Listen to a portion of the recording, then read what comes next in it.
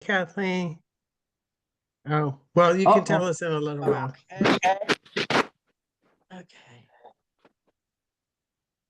So there we go. Okay. Welcome, everyone, to the Eklund Center for Spiritual Living. I'm Reverend Allie Hutchinson. I am a staff minister at OCSL. My pronouns are she and they, and I will be your host tonight for the Wednesday night Oasis service. Oasis is a place where we come together as a community for spiritual nourishment in the middle of the week. And most Wednesday night services build on the theme that we discussed the previous Sunday, sharing science of mind principles and practices with the intention that these gatherings be intimate and informal and interactive. Our annual theme for 2024 is A Grand Rising, and our monthly theme for December is Stick the Landing. Last Sunday, Reverend Sunshine Michelle Coleman introduced ideas inspired by that theme, by this week's theme, Standing on Solid Air. And tonight our speaker will continue with the exploration of that same theme. If you're new to our community and watching our recording for the first time, please visit our website at oaklandcsl.org. Click on the I'm New icon and look at the lower left-hand corner, and there you'll see a place where you can enter your email address, and then you'll begin receiving our weekly newsletter, the Village News. It has all the information that we know of that's happening at our center in the coming weeks. Before we start the talk and the rest of the service, we would like you to mute your microphone. When you mute, it improves the quality of our transmission and the recording, and you can leave your camera on if you like. So please stay tuned through the end of the service because we have a lot of important announcements toward the end. Our speaker tonight is Erin Stewart. She is a religious science practitioner with both Centers for Spiritual Living and Agape.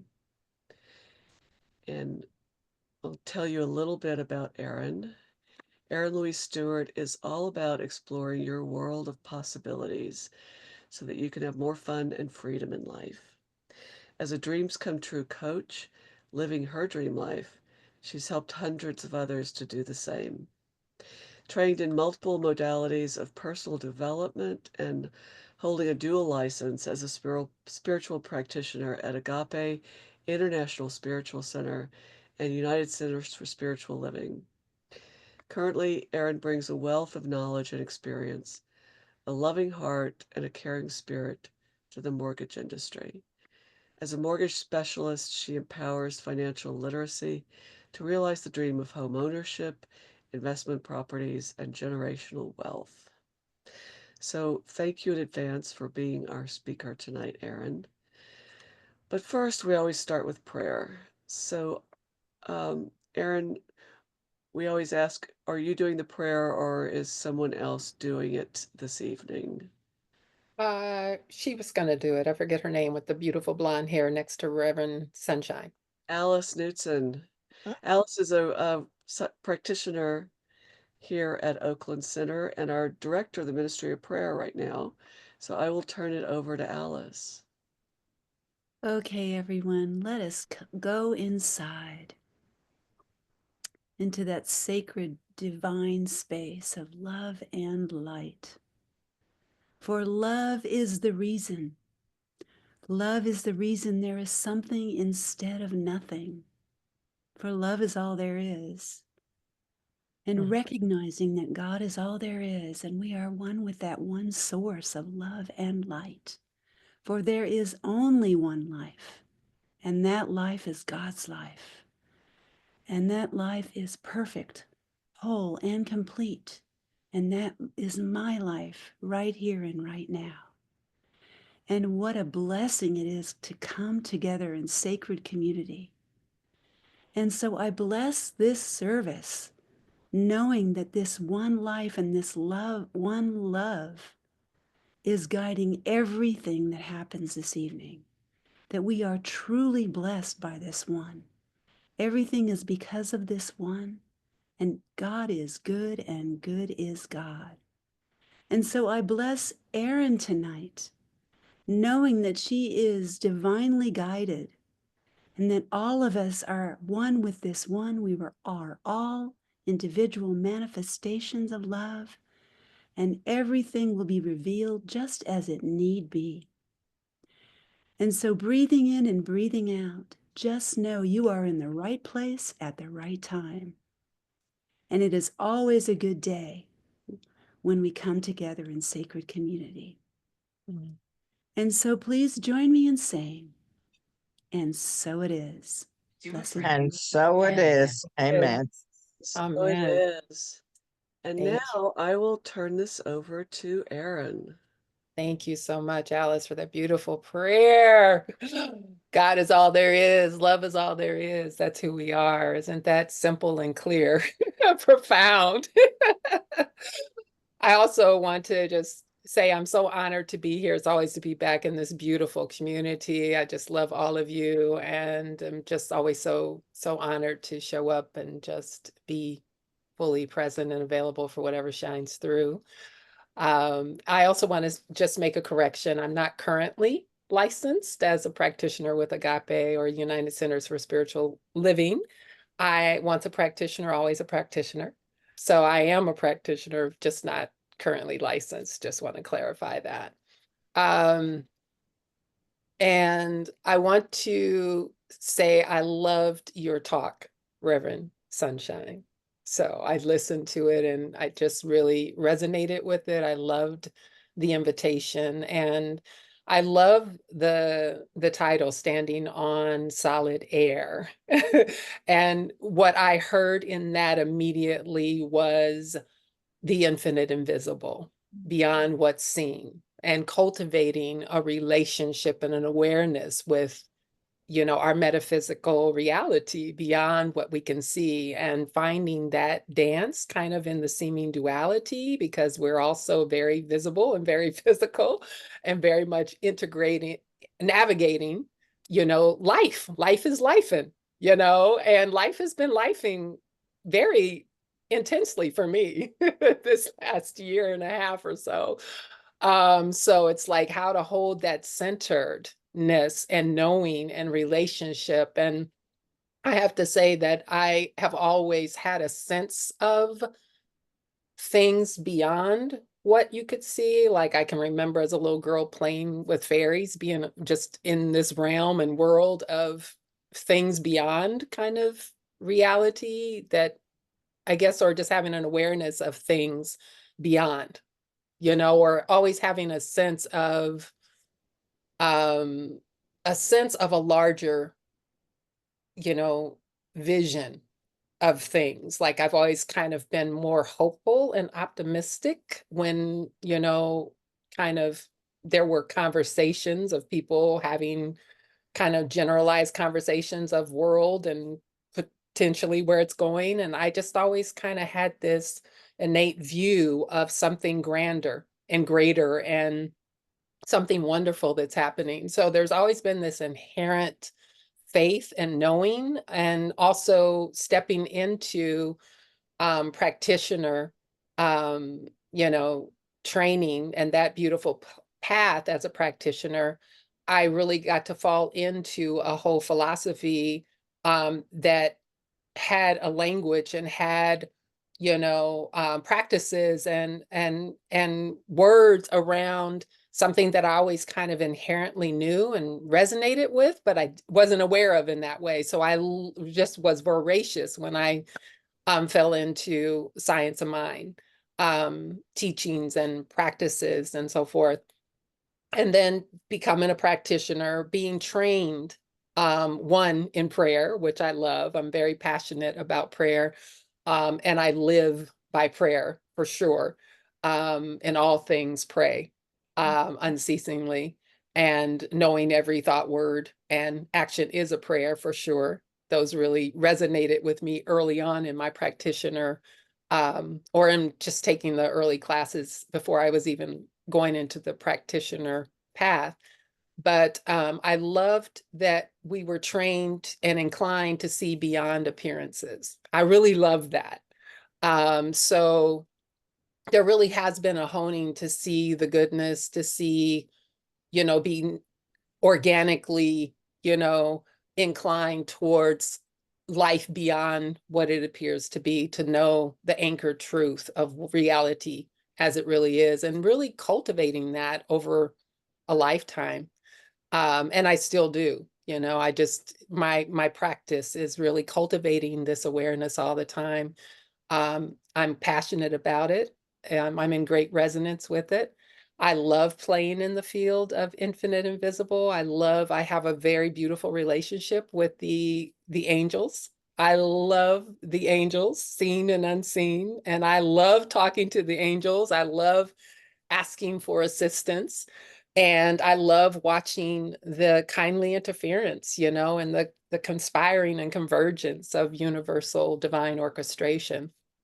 I love being in community of other people that are in these conversations and in this awareness as well. That just really shores me up. I got into practitioner training because I knew it would keep me shored up. It keep me in that higher place, that higher plane, that higher awareness and consciousness, and intentionality. I love also, I'm speaking to some things that really keep me in that place. I remember when I went into Prac 2 training at Agape, and I had to catch up because I did Prac 1 at First Church with Reverend Joan then. And so I had to do a distilled 30 hours of prayer in the prayer ministry as my summer practicum before I could go into Prac 2 training. And I had to do that 30 hours on the prayer lines in 1 week time. And it was so powerful to be so anchored and to be on prayer line. I don't think I was on prayer lines before that, and to really, and they have a lot of prayer calls coming in. And so it was really like a beautiful initiation. And what I love about prayer is that, as anyone who prays knows this, you have to go to a higher place to be able to pray. So I just love that our built-in practices keep, us so shored up so that we can be in that expanded place and space. And I loved too that anytime I was dealing with a challenge, I guarantee you, those calls that came in every day were exactly about that challenge that I was facing and struggling with. And then I had to rise and raise in myself to be able to pray for this beloved, which of course allowed me to go to a higher place. So I love this knowing, and I love cultivating this, and I love doing it consciously and intentionally, and I love doing it in community. So I stand on solid air. I have to say though, I've lived a life of kind of a parallel thing where I can remember my earliest memory was of terror, and fear, where my dad had hurt my mom really bad, and there were sirens and ambulance and fire trucks and all of that kind of stuff. And so I grew up with kind of this parallel reality of a lot of fear and terror because my dad was, an alcoholic, and he was violent, and, it was a scary, scary place and time. And there didn't seem to be anybody that was, I don't know, it was like people knew this was going on, but it just was allowed to go on. So we grew up with that, and it created for me a lot of fear, a lot of survival, a lot of it's just like this fear has been a companion of mine in this lifetime, and I've gotten to befriend it. I've gotten to, it's like motivated me to be very courageous, and I live like very courageously and boldly and daringly. But the fear is just kind of like this companion, that is still present. And yet, because of that, I've also lived this life simultaneously of amazing miracles, extraordinary miracles. Like I could write a whole book of miracles, and, the seemingly impossible made possible, and the infinite invisible made visible in extraordinary ways that, nobody could dispute that. They're like blown away. And I just have story after story after story and experience. So I love living in that realm of the miracles, the miraculous, which I know is normal and natural for God and the way that this universe is designed and set up. And that's the power within us and infinite possibilities that we play in. But it's also something to really be very much present to that divine orchestration, to being that vessel, and to participating in a very conscious and very intentional, very clear and very aligned way. And so I have that simultaneous parallel reality where just like you would think, how could I ever doubt again? Or how could I ever fear anything again? Yet, life is still lifing. I still am in this body. I still experience fear. I still experience intensity. Life has been very intense, as I said, this last year and a half, and it continues to be. It's gotten lighter for sure, but it continues to still be pretty challenging. And I think for a lot of people, people are feeling kind of the intensity of life. And so I wanted to kind of talk about that, and that'll be a part of our discussion, is how, where do we stand? What do we stand upon when it's intense, when it's challenging, when it's tough, when it's hard, and when it's maybe been like that for quite a while, and you can really feel kind of worn down by that, or you hear so much that's going on, or part of that. And for me, I want to talk about the one thing that I want to talk about, but I want to say this other thing, about sticking the landing, that, although we experienced our extraordinary, amazing event that happened last year with my son, which I said, my daughter and I said, once we came through that, we will never question, it's like, once you've experienced that, it's like everything else is just going to be whatever. But there's been this simultaneous parallel thing with my daughter and, my grandson, and my daughter is the baby's father, who continues to just be very, very much a nightmare and very challenging. And we were just in court again Monday, and it's like, no matter how we've prayed, no matter how we've loved him, how we've loved up the judge, how we've loved up the courtroom, how we've loved up the system, how we've loved up, everything, and just showed up in our highest way, just really like, God, transform us, whatever we need to see, whatever we need to do to be different, we're doing that. And it's been continuing to be a very challenging situation that, I frankly have to say, I went into that courtroom, prayed up. I went in there, I was in vigil out in the hall. I didn't go into the room. I stayed out in the hall for 3 hours.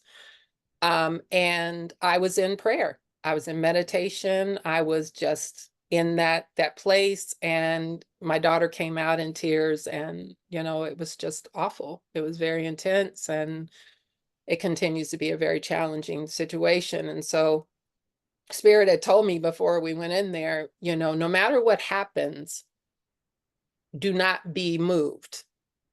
Hold your center, hold yourself, because the power is not in that courtroom. It's not in this person so-called making these decisions. It's not in this person, the father that's acting, this way. So hold your center no matter what the outcome is. Don't be happy. Like if it goes this way, don't be, unhappy if it goes this way. So I heard that.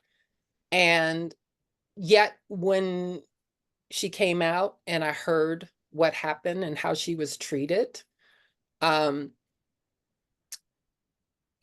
will tell you, this will give you a little heads up about it. The bailiff whispered in my daughter's ear before she came out of the court, when she was asking for clarity of the orders because the judge was just so awful with her. The bailiff said, F him, in her ear. F him. F him. This is your life. F him. I don't care if he gets upset. I don't care. That's what the bailiff told my daughter in her ear when he whispered. That's how awful this experience was, and this ruling. So when she came out and told me, and she was in tears, and I had been in prayer, and we had been doing all of this work for this last year, and I guess it's been maybe 18 months. I don't know what it's been since we've been in this situation. My initial thing was just very angry and very upset. And then there became this quiet resolve that came upon me. And I just got really clear, like, enough. This is over. This is done. However, this creation is happening. And I just had this quiet resolve. And I told my daughter, that power, there's no other power but this power right here. And I'm clear, more clear than ever. And it just was like this beautiful, quiet, silent, all I can say is a calm resolve, a very powerful resolve came over me like never before. And I just sat in there and I was just kind of like, okay, but just very clear, like the nonsense is up. There's one power, and it's not in that that's acting like that. It's not, that's not the power that has the influence over our lives. And we just are standing in that. And I just held that for a good while. And then I got angry again, and I was just like so angry. And I was just like, oh my God, and then it's like navigating this thing. How are we going to navigate this? So that's, I kind of like the sticking the landing part is like, how do I, which is still my opportunity, really hold that center when life is freaking intense and it's been that way for a long time? How do I not get rocked by appearances? How do I hold on to the faith and the knowing and the miracles that, don't judge by that, because there's so much more beyond what you can see, but also trying to understand and reconcile. Like there was a part of me that wanted to how is this suffering make sense here? How is my grandson's suffering make sense here? How does my daughter's suffering make sense here? What is the point in the meaning of this? So it was just kind of like questioning, but it's also, I allowed myself to have that, I'm not diminishing my feelings, and I allowed myself to be in rage and anger, and I was just like, F everything. And I was there, and I went and had a session of EMDR that night, looked at a whole lifetime of this, kind of triggering events and things that are very much clearly a pattern and an opportunity. And then, just felt that for as long as I did. And then today I woke up and I felt better again, so I just noticed that, life is lifing and feelings are feelings, and I go wherever I go, and I'm giving myself permission to do that. And I still show up, I still somehow standing on that solid air. Something keeps getting me up. Something keeps moving me forward. Something keeps facing and doing the hard things and showing up. So I would like to hear in the discussion from people about, what your opportunity is and how you are, maybe how do you face intensity or challenging things, and what's your place that you fall upon that for sure, that is your sticking the landing, and that's solid. You may have your ride on the river, but you always you default back to. And I know for me, that is my heart. Like, I am who I am. I am, wired way I am with my heart. My heart can't let me do anything other than come back to its natural, loving, compassionate self, and just showing up, and then having the resilience to keep going and keep showing up in that high place and coming back to what I know and my practices. And thank goodness I have a life that is, very much a way of life as far as my practices. There's things I do every day that keep myself centered. I'm in nature a lot with my grandson, pray all the time, meditate all the time, listen to affirming things to keep me in a high place and a much more expanded awareness. But just really listening to my heart and listening to my guidance, and really being guided from inspiration. So I really love living that way. I love what I've cultivated to be able to hear that and live that way, and that I'm compelled to live that way. So that's a bit for me about how that resonated, this invitation of standing upon solid air, because there has to be a solid place. And it isn't in the visible, physical, constantly moving all over the place, that feels solid to me. But the solidity is in spirit. It's in that, that is inherent in everything, for sure, but that is very real and very present. So I always love going back to the infinite invisible source from which all comes. And I love communing and cultivating that awareness and just going back to that much more expansive place, which allows me to breathe again and be fully present and available to be the vessel and channel, for what wants to move through. So I know in this situation, there has to be some purposefulness here. And I loved the opening prayer that love is all there is. That has to be the default for me. You know, in things that don't always seem to make sense, it has to be that. And that's the opportunity. I wanted to just do I don't know where I'm on time, but where am I on time for my talk of my 20 minutes? Rev Valley, you there? That's okay. I'll just go I ahead and think you're- No, I can unmute. Sorry about that. We're at 7:26, so you could take like another 3 or 4 minutes, or you could stop perfect. here. It's, you know. Okay. I just wanted to wrap up and say that I wanted to speak to the experience with my son briefly, and that this is the anniversary. We're in the window anniversary already. It's been a year. And for those of you that don't know, my son was taken hostage last year, October 24th in Venezuela, kidnapped by the officials, the government, held for ransom, and was extorted. And it was a just under 2-month ordeal, where it was just like the worst of the worst, nightmare, most intense experience of our lives. And we were fighting for his life. You know, it was just like this. And it was a transcendent experience, in that we were having to face something that was so intense and so unbelievable, but you had to show up, you know, and you had to still face all of those, you know, millions of details and logistics and all of the things that it took to navigate this whole experience. And while I was losing my mind many times and just in this heightened state of terror, and fight for my son's life, there had to be this place where I had to stand on what I know for sure. And what I knew for sure is that I know in God all things are possible, no matter what it looks like.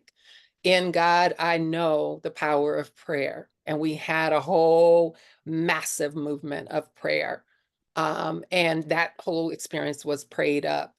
And what I know for sure is that no matter what it was looking like, and it was looking very scary and intense and awful, many, many, many moments of that almost 2 months, I still had to hold true to what I wanted, you know, that there were these parallel possibilities or realities, but I was very clear as Mama Heart and Mama Love what I wanted and what I was declaring and affirming, and I shall not be moved from this, even though I would break down and lose it many times. So I had to keep going and being a broken record with that affirmation that my son is safe, he's home, you know, that he's free, all is well. And I just had to keep moving my feet, you know, in this very intense circumstance. And, you know, we got to see that, you know, God was at work in this, because the seeming impossible happened, and that he was released in a large hostage exchange. 31 people for one person, and they said that was impossible, that had something like this had never been done, and it happened, and it happened really quick. And I saw that his life was used, that he was actually a catalyst for that. And I saw the divine grace in all of that. Like, God can work through the most intense, horrific situations, circumstances, but you could see such, hindsight now, a year later, I can see such extraordinary divine grace, like the hand of God was all up in that, and just all the miracles that came out of that for all of those people, and the amount of prayer, that was extended, and the amount of, actions and steps that were taken to participate in that, and how many people got to participate in that bona fide miracle, Christmas miracle, when he was released on December 20th, he came home. And so I just want to say that a year later, I'm still, getting support around moving through all of the experience, which was very intense. But I also am feeling like when I can talk about it now, I can talk about it from a greater place of power and a greater place of what I know for sure, like what I really know for sure. And I want to say that one of the gifts that came out of that too is that SPIHA, which is the special presidential envoy for hostage affairs, who are directly involved with negotiating the release of wrongfully detained Americans in different countries all over the world, who was instrumental in that negotiation and bringing my son home, as well as all of the other wrongfully detained Americans. Um, uh, that they tirelessly, Roger Carstens, thank you, Reverend Michelle, for praying for him and keeping them on the prayer list. He is a man of faith, and he directly goes into negotiations, and he goes into very dangerous places, and he is dealing with, very dangerous situations and all the time. And he is a man of faith, and he asked, when we said, what can we do? How can we support you all? How can we be in loving service? And he said, a prayer network, a wider reach of prayer would be amazing. And so what has been born out of this is a prayer network. I've been inspired to head that up, and Oakland Centers for Spiritual Living has joined in that. And we have people praying all over the world to make sure Roger is covered, to make sure the team is covered, to make sure that we're praying for all people that are detained, all people that are, all governments, all countries, that are, just for the shift, this whole paradigm shift in the way that the world is. And I just want to celebrate that as a spiritual practitioner. What a beautiful honor and gift it is to be able to head up that, and to just to know the power of prayer. And three Americans were brought back, I think, in the last week and a half or so from China. And one had been over there for 12 years, held, wrongfully detained. So prayer is real, and it's beautiful to see the beauty, many gifts that came out of the worst, most horrific experiences, and to still be here. Sound mind, open heart, and present to share with all of you and celebrate. So thank you so much. So it sounds like you're ready to move into the discussion time. I am. Right. So invite everyone. Let's give Erin some love. That was for the inspiration, for the high level of consciousness, everything else that was wound into that. It was wonderful. So, yeah, we're going to do our discussion period. Feel free to turn your cameras on. And if you want to ask a question, make a comment, just use the raise your hand button if you can do that. If not, wave, and Peter and I will try to find you. So What I would like to ask is, because I know this is about embodying this, so I'm kind of curious about, maybe as a guide for the invitation for discussion, and people can use it however they want to, but I'm kind of curious how what's the place that people stand when it's very intense and it's very challenging and it's difficult? What is your principle that you stand on? Where do you go? What's your, what keeps you going in that higher place and keeping you connected and aligned? Or maybe you want to share your own miracle. I don't know, whatever it is. Right. Right. Or Dorothy. Dorothy, yeah, go ahead. Okay, Erin, you were absolutely fabulous. I just want you to know that, okay? And I'm a practitioner emeritus at the Oakland Center for Spiritual Living. My concern is this. Have you been able to forgive Mm. those that have, for your son, for your daughter, for all of those things that you have been through? Have you been able to forgive and know that God is truly your source and your sufficiency in all things? And knowing that you are grounded and surrounded in the love and the light of God. I want you to know, sweetheart, that you are not here alone. Okay?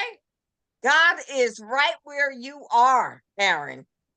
And I want you to know that you are loved, you are cared about. And I want you to know, regardless of the appearances of things, God is all there is. I hear you, and I understand you said you're no longer affiliated with Agape and CSL. And I'm wondering, is there a reason why you no longer want to be there? Or are you just satisfied right where you are? I want to thank you for that. I appreciate that. It always feels so good to hear that. I feel shored up, more wind beneath my wings. So thank you so much for that. I appreciate it. I have to say that to forgive, I had to pray in my son's situation. I had to pray for everybody. I prayed for Maduro, the dictator in Venezuela. I had to pray for those that were torturing people. I had to pray for those that were tortured. I had to pray for all of the people in Venezuela. I had to pray for the entire world. When you feel that kind of pain, it's like, it's not something you hear about anymore. It's real. And it's like, it's in my experience in such a powerful way. And so I had to have that, go to that place, I had to pray for everybody. I could not hold anybody out of that. I knew my son's life depended on that. I knew my life depended on that. So I really had to stand on that. And so I would say it deepened even more my reach of love and prayer and feeling real compassion for everybody that is suffering in this world. So I want to say that in my daughter's situation, there's places that I've gone to and I've had to in this 18 months where I've had to pray for the baby's father. I want my grandson's well-being. I want my daughter's well-being. I want his well-being. I do. And I have had to really go there and do that many, many times and really feel the truth of that because I want our freedom. And that's principle again. It's tough to constantly face this kind of blatant, I don't even know what you call it. It's just crazy to me. And it just is relentless. So it's a little, right now, it's a little challenging. I know I will come back to that. But I will sit with your invitation of forgiveness around that, because I definitely feel like there's something there for me in that. With my son, I don't feel like I'm holding unforgiveness with that. I think I'm just holding still the intensity of the experience, which was very intense in my body. Like when I talk about it, I can still feel the intensity of that. But I also hold the beauty of that as well, because it was beauty in all of that as well. Amazing beauty in the midst of horrific intensity. But as far as my license goes, I was guided that it was time to let go of being affiliated with an organization, that I am church, and that my ministry was to go out into the world and live Yes. my life as church. I am church as a spiritual practitioner, just not affiliated. So I didn't let go of that, but I was just guided clearly to let go of the affiliation as an organization in that official way, but nothing else stopped. And that was just a clear, divinely guided, inspired call. Thank you so much, Erin. Thank you so much. Thank you too. Reverend Sunshine, go ahead. Yeah, mine is a comment. You Oh. got muted somehow. It said the host muted me. Mine is just a comment. I like to laud all over my people, and Erin, you're my people, and so I just thank you for your beauty and your wisdom and your consciousness and for your ease and grace. I mean, you're a teacher, you're a master. It's obvious. Your consciousness is obvious.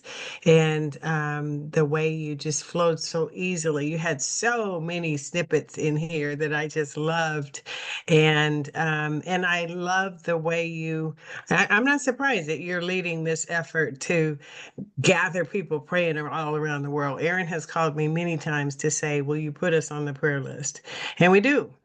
And her son, Savoy, and she, were at service at OCSL maybe a month or so ago, a month and a half ago. And I was almost speechless when I saw him. Obviously, I knew when he was released, but I knew who he was immediately. And it was just such a sweet and tender moment. And so thank you, Erin. Thank you for telling your story. Thank you for sharing with us. Just thank you for who you are for our community and in my life. I so appreciate you.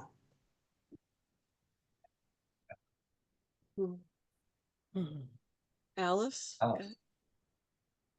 Erin, you are so incredibly beautiful. Mhm. When you first came on before we started tonight, just the tech team, all of us, you came on and you just radiated love. It was all over. Every atom of your being just oozed this love. And it's so incredibly inspiring. And it reminded me of who I am and who we all are. And how incredibly beautiful it is that we can all come together in this high consciousness. Just to sort of address one of your, the question, I think the thing that I love prayer. I feel like I am the luckiest, most fortunate person in all of existence to have come to OCSL and learned how to pray and learned all these practices because it pays me back over and over and over again. And it was a lot of work. But I tell you, it was so worth it. And it's just so amazing that we can come together like this and love each other. And so prayer always works for me. And I pray every day. The minute my eyes open up, I start praying. And sometimes I fall asleep before I even finish the prayer. And I wake up and I finish it, right? But the other thing I want to say, it's the power of faith. It is the power of faith. And when I am praying and spirit is moving through my body, like miracles are happening. And to be able to be in service and to know that God is always there, this life doesn't get any better than that. And when life is hard, all I know is my faith. And I remember reading somewhere about how those of great faith also are plagued with doubt at times. And it just sort of gave me more permission to be human. But I tell you, when things go really rough, I just cling to my faith because, boy, it always gets me through. So I think you've probably inspired all of us tonight, and I thank you from the very bottom of my heart. And I thank everybody for being here and us being able to share our lives and do what we can to make the world a better place. So, and thank you for your example. Again, I just have to say you're so beautiful. Thank you so much.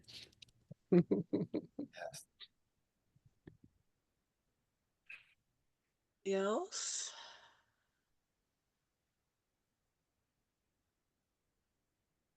Deborah, go ahead.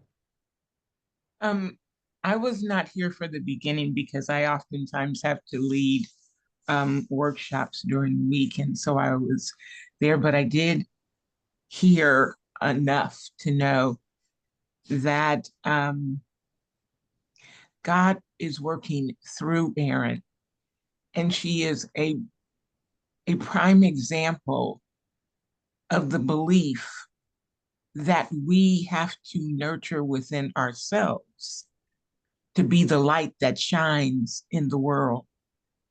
Because I do believe, and I have the faith of everything that you were saying, Erin, and it came through so beautifully that you are the example, and we too are the examples of the possibilities of God in us, as us, through us, is us. And I love that. I absolutely love that. One of the things that you asked is, what do we do? I consistently do exactly as you do. I stand on the promise that God had said, seek ye first the kingdom, and all things will be given unto you. And I have to consistently nurture that piece in me when it gets hard. I turn on Whitney Houston, I go to the rock, and know that in each one of us, there is that place, if we give God the faith, that it will resolve that. It didn't say when, it said it will. And so there is that place where I have to utilize my faith to stand regardless of appearances. And I give such thanks to religious science for teaching me to stand regardless to appearances, that God will relieve and answer all prayers. And all things, ask and ye shall receive. You to me have given me that promise back to me to show me that it's still working in all that we do if we give it to God in faith and in truth. I'm complete, and thank you. Thank you very much. Reverend Allie, go ahead. When you asked, where do you stand, the image that always comes to mind for me is in the eye of the storm. It's like that's where I'm standing. And I have an embodied experience of that because I grew up in Louisiana, went through numerous hurricanes, and when you are in the storm or in the eye, it feels like two completely separate worlds. But the eye is a reminder that all that's temporary, that that world where the sun is shining and the birds are singing and it's all quiet and peaceful is what was there before, and it's what will be there after.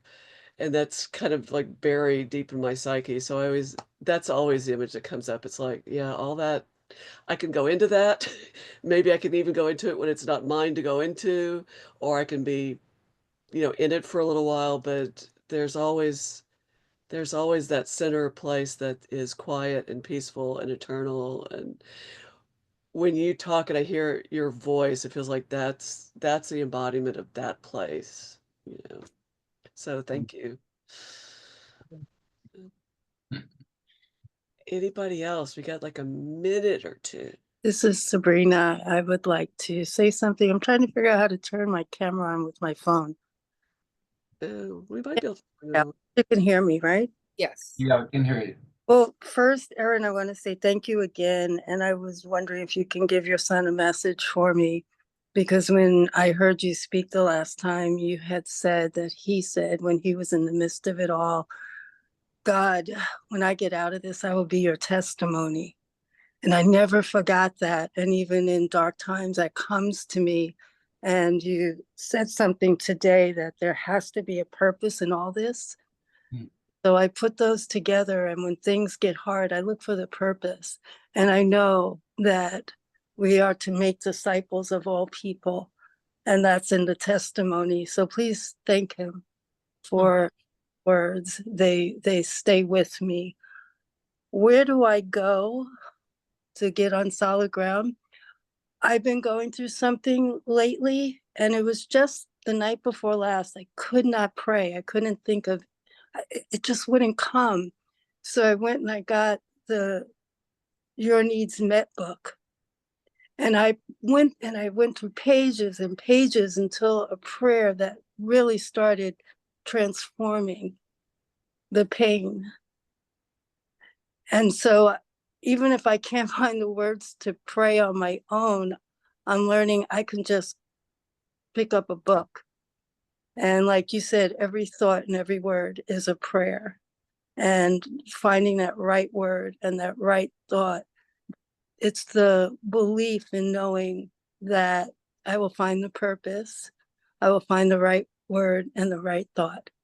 And that's how I do it. So thank you again. Okay, we're at that time. Yeah. So let's give Erin some more love and appreciation, and hope we get to hear you soon. All right. And now we have a few announcements, or a lot of announcements, because we've got a lot going on. So this Sunday, December 8th, Reverend Teresa Gardner will be speaking on Hearts Ablaze. The meditation starts at Sunday at 10 a.m., followed by the service at 10:30. On Wednesday, December 11th, our midweek oasis, Crystal Fry, will also be speaking on Hearts Ablaze, and the meditation starts at 6:30, followed by the service at 7. Please join our 2024 daily community spiritual practice using the Abundance Book, 40-Day Prosperity Plan by John Randolph Price. Today we're on the 19th day of the program using the 9th affirmation in the book. Just follow along daily in the order that the affirmations appear. You may want to join us Sunday, December 8th from 1 to 3 o'clock in the social hall for the first segment of a 3-part author panel series and workshop. This session features OCSL authors Irene Sardanis, Eleanor Vincent, Reverend Ikea Param, and Susan Urquhart Brown. The panel will be moderated by Sridevi Ramanathan. Hear about their content, process, creativity, and more, and participate in a book signing. The Social Justice Ministry will meet Sunday, December 8th from noon till 1 or 1:30, we're not sure, in the nursery of the Education Building. Join in sacred activism to create a world that works for everyone in a center that is intentionally inclusive for all. And you might want to join as we create sacred holiday altars. I can talk. Sacred holiday altars on December 12th, 10 to 4. Please note that the date has been changed, so if you have it in your calendar, it's now December 12th. We're looking for volunteers to assist Paul Prosciutti with decorating the center as we prepare for the holiday season. Come when you can during that time. Your help is appreciated. Please support Oakland Center for Spiritual Living's 2025 annual pledge drive. Thanks to your ongoing support, OCSL continues to thrive. It's that special time of year. The theme for the pledge drive is Rising Higher, Growing Deeper. Your pledge makes a vital difference, not only in supporting our budget for the next year, but also in allowing us to engage in the law of circulation, opening each of us to greater good as we give. So please join us in nurturing our spiritual home and letting the flow of good continue. To make your pledge, simply visit oaklandcsl.org and select the donate button on the homepage. We're starting an OCSL Buddy Love program. So this program is intended to randomly partner people in the community into pairs for the purpose of connection and community bonding, spiritual practice, and support. Each pair will establish the frequency and mode of connection and what they do during their time together. Prayer, check-ins, spiritual readings, outings, etc. So visit oaklandcsl.org events in order to register. The Holiday Homemade Crafts Fair is December 15th from 11:30 to 3 in the social hall. please support our local brands. You can drop by for clothing, jewelry, holiday wreaths, and more. And applications are still being accepted for vendors. You can invite your friends and family to stop by as well to shop. Visit oaklandcsl.org events for more information. Our nonprofit partner for December is Habitat for Humanity, East Bay, Silicon Valley. They believe in a world where everyone has a decent place to call home. And within that home, a family can find the strength, stability, and independence to live a better life. Their innovative programs and services empower families to change their lives while strengthening communities. Visit Habitat EBSV, or East Bay Silicon Valley, habitatebsv.org for more information. There's still time to nominate your favorite nonprofit for our 2025 program. Our Nonprofit Partners Program provides a platform to feature, support, and introduce our members to local nonprofit organizations each year. Groups are selected whose values and vision are in alignment with those of the Oakland Center. Applications have been extended until December 8th. To learn more and obtain an application, please visit the website, select About Us, and scroll down to Nonprofit Partners. Applications for the Board of Trustees are now being accepted. Please visit our website, again, oaklandcsl.org, select About Us, and scroll down to Board of Trustees to download the application. The Spirit Treasure Bookstore is celebrating the holidays with 30% all books, including children's books, and card boxes. And there are also gifts for under $10. Please visit the 30% off all the goodies on the holiday table. You can also visit csl.org to see what's happening within our larger Centers for Spiritual Living global organization. And finally, please visit the website and sign up for our weekly newsletter, The Village News. Remember to follow us on Instagram, YouTube, and Facebook for special updates and content that you can only find by liking and subscribing. And please do that. Like and subscribe, OCSL. So the slide that you can see now is showing our contact team, anything from our senior minister to facilities to Ministry of Prayer, all sorts of people you might find a need to contact at Oakland CSL. And now we'd like to transfer to our conscious giving time. Conscious giving is a celebration. It's an expression of gratitude. It's a spiritual practice. It's a way to put our spiritual intentions into action. In giving, we celebrate our community, express gratitude for all the folks who give of their time, talent, and treasure to sustain it. We also acknowledge our place in the flow of universal power and abundance, and put our intentions for greater experiences of abundance into action. So in that spirit, please follow along as I read the giving information, and if you're muted, please feel free to read aloud. Joyously I give with an attitude of abundance, knowing that as I give, I do receive. And so it is. And we'd like to end by thanking everyone who participated tonight, who made this service what it is, everyone who's going to participate in the future by watching it. Our speaker, Erin Stewart, who gave us fabulous inspiration tonight, and also will do the closing prayer for us. The ministers present, Reverend Sunshine Michelle, Reverend Deb. I think I got everybody.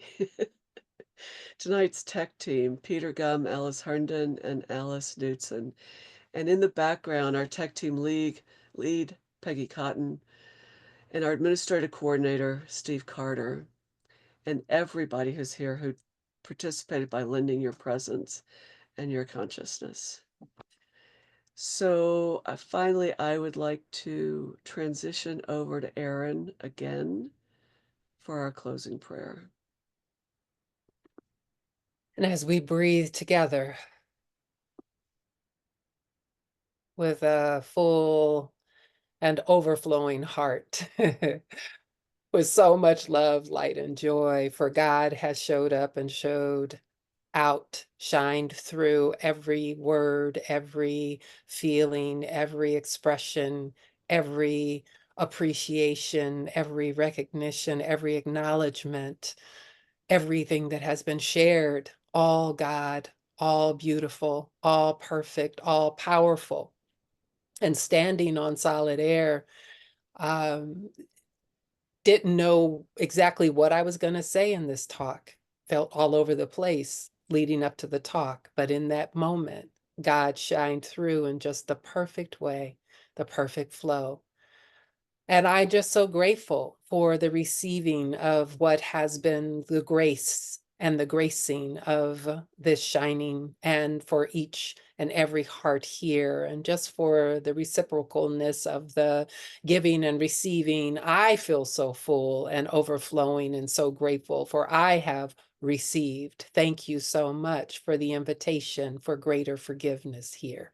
So it is so perfect and wonderful in every way. And I'm just so grateful for what has stuck, what has been the perfect landing, and for those that have received exactly what was needed and perfect and necessary for a greater ability to thrive and to soar in that beautiful place of infinite potential and infinite possibility. We are so grateful for the divine loving presence that envelops all of us, and that we know that we're all here to shine this love and this light, and we are radiant in our shining, in our beaming, in our brightness.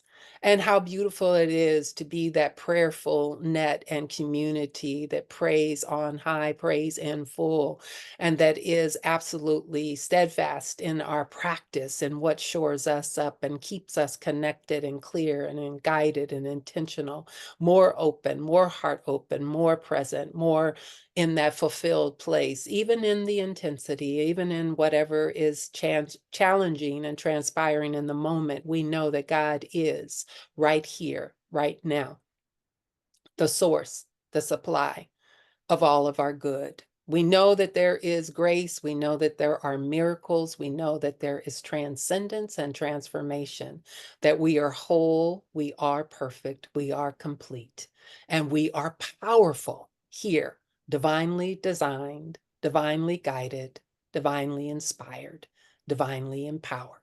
And so it is. Amen. So it is.